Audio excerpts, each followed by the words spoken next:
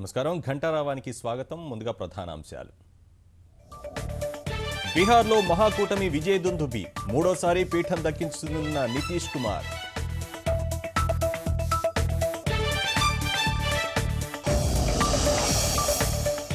నితీష్కు చెరవాణిలో మోదీ అభినందనలు, రాష్ట్ర అభివృద్ధికి పాటుపడాలని సూచన.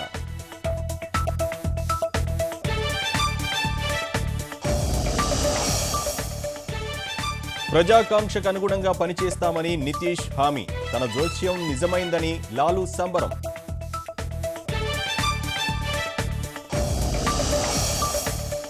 మోదీ పనిచేయడం ప్రారంభించాలని రాహుల్ వ్యంగ్యాస్త్రం, దేశవ్యాప్తంగా ఎన్డీఏ వ్యతిరేక వర్గాల చురకలు.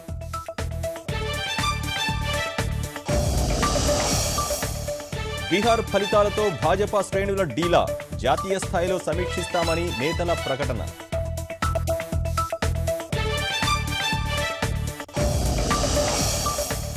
పోలీస్ నియామకాల్లో 3 ఏళ్ల వయో సడలింపు, నిరుద్యోగులకు ఊరటనిచ్చిన కేసీఆర్ సర్కార్.